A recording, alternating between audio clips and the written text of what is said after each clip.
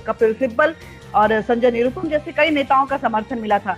अगर हम कांग्रेस के बनने, जैसा कि आपने बोला कि ये कांग्रेस जो है करीब तकरीबन 125 साल नहीं मानते, मैं तो 140 साल मान रही हूँ, 140 साल पुरानी पार्टी है। लेकिन अगर मेरी माने तो जो मौजूदा कांग्रेस है वो महज अगर कांग्रेस के टूटने और बिखरने के सबसे पहले दौर को देखें तो करीब 50 साल पुरानी पार्टी है, नहीं तो 37 साल पुरानी पार्टी है अगर लास्ट डाइवर्जन को देखें तो ऐसे में ये सवाल खड़ा होता है कि आखिर कांग्रेस किस रास्ते जा रही है। धीरे धीरे, जैसा कि कपिल सिब्बल ने कहा था, क्या धीरे धीरे करके जब सारे घोड़े अस्तबल से निकल जाएंगे तब कांग्रेस जागेगी क्या? आखिर कांग्रेस का अब क्या होगा? क्योंकि जिस तरह से उसके सारे एक एक करके उसके जो कार्यकर्ता उससे दूर होते जा रहे हैं, नेता उससे छूटते जा रहे हैं, कोई भी यंग लीडर अभी देखे तो स्पार्कलिंग यंग लीडर जो है वो कांग्रेस में नहीं बचा हुआ है। ऐसे में इन बूढ़े घोड़ों के साथ कांग्रेस कितने दूर तक दौड़ पाएगी और इस दौड़ में राहुल गांधी आखिर कौन सी छलांग लगा पाएंगे? देखिए, राहुल गांधी का जहां तक सवाल है, मुझे बड़ा आश्चर्य हो रहा है कि राहुल गांधी इतने अहम मुद्दों पर चुप क्यों हैं। और वो कोई पहली बार नहीं है। मैंने देखा है कि जब भी देश में कोई स्थिति आती है, राहुल गांधी एक वीडियो जारी करके चुप हो जाते हैं। वो कभी भी पब्लिक के अंदर सवाल जवाब नहीं देते।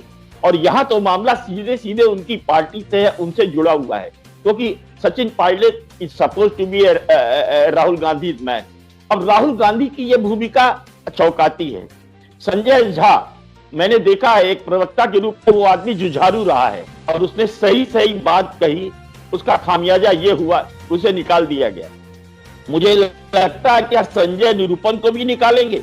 वो भी वही बात कह रहे हैं कि साहब राहुल के लोगों को एक एक करके जो है किनारे लगाया जा रहा है। मिलिंद देवड़ा, बहुत मुरली देवड़ा के पुत्र हैं और बड़े स्टालवर्ट है, यंग स्टालवर्ट है, उनका भी यही कहना है कि साहब ये क्या हो रहा है, ये गलत हो रहा है। शशि थरूर ने, आपने बताया, शशि थरूर ने भी कहा, जतिन प्रसाद भी जो है यही बात कर रहे हैं। तो ये लग रहा है, लेकिन मुझे लग रहा है कि महाभारत की स्थिति है कि महाभारत में जब द्रौपदी का चीरहरण हो रहा था तो बड़े बड़े योद्धा जो थे वो खामोश बैठे हुए थे।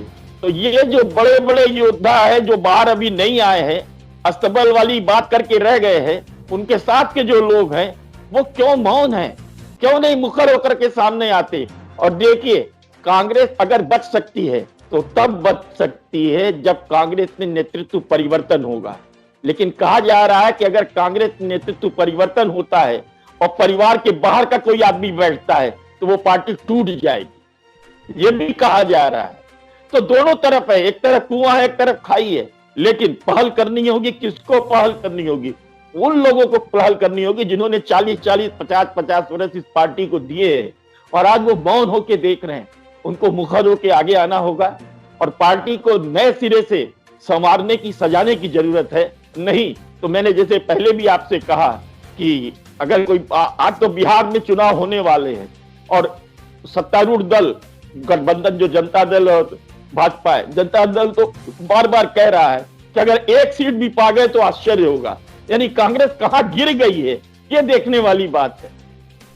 और सच्चाई तो ये है कि देखिए, मैं सचिन पायलट का पक्ष नहीं ले रहा हूं, लेकिन अगर कांग्रेस को जिंदा रहना है तो सारी चीजें छोड़ करके कांग्रेस को सचिन पायलट का साथ देना होगा, बहुत अच्छी जगह पर कहीं पहुंचा देना होगा। अशोक गहलोत साहब को संगठन में बहुत अच्छी भूमिका दी जाए उनको, क्योंकि वाकई में आप ये सोचिए कि बहुत मेहनत की थी उस शख्स ने, एक कई तो 26 से कहां पहुंचा दिया उस पार्टी को, तो उसका ख्याल रखना होगा और अपने व्यक्तिगत स्वार्थों को तिलांजलि देनी होगी। लेकिन दे नहीं सकते ये लोग। आपने देखा है कि इनकी भूमिका पिछले दिनों कितनी घटिया किस्म की रही है, चाहे वो पाकिस्तान का मुद्दा रहा हो और चाहे वो चीन का मुद्दा रहा हो। हर जगह वो उनकी स्थिति यही रही है कि उन्होंने जो है वो एक देश विरोधी भूमिका की, एक देशद्रोही, मुझे नहीं कहना चाहिए लेकिन एक कटु शब्द है, लेकिन देशद्रोही की भूमिका में रहे। चीन पर सवाल उठाते रहे, चीन को लेकर के भारत पर सवाल उठाते रहे, कभी चीन पर सवाल नहीं उठाया। पाकिस्तान के पक्ष में बोले और आप देखिए कि पाकिस्तान के पक्ष में जो राहुल बोंदे, उसका यूएनओ में राहुल गांधी के बयान का एज ए डोजियर यूज किया गया। इमरान ने उसको वहां प्रयोग किया है। आप ये सोचिए कि कहां खड़ी है कांग्रेस। क्या कभी अपने अंदर झांकेगी? उसको अंदर झांकना होगा, कांग्रेस को झांकना होगा। मैं इस परिवार की बात नहीं कर रहा हूं, मैं जानता हूं कि ये लोग महान पढ़े लिखे लोग हैं, डिग्रीधारी हैं, कहां से डिग्री आई ये मैं नहीं जानता, लेकिन हाँ, लेकिन ये देखना होगा कि जो इस परिवार से बाहर के लोग हैं उनकी आखिर कब तक तटस्थ की भूमिका रहेगी, मौन की भूमिका रहेगी। किसी न किसी दिन उनको मौन तोड़ना होगा, नहीं तो कांग्रेस टूट जाएगी, ऐसा मेरा मानना है।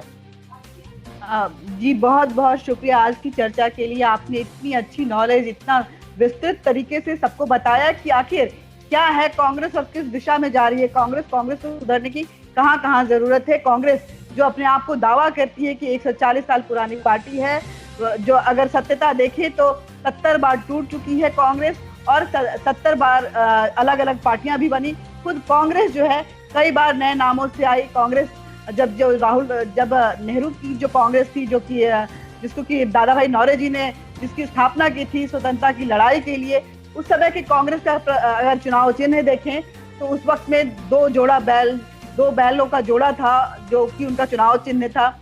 बाद में कांग्रेस जब 1969 में इंदिरा गांधी को जब निष्कासित कर दिया गया कांग्रेस पार्टी से, तो इंदिरा ने Congress requisition party Congress R बनाया। उन्होंने वही चुनाव चिन्ह की मांग की, लेकिन नहीं दिया जा सकता था।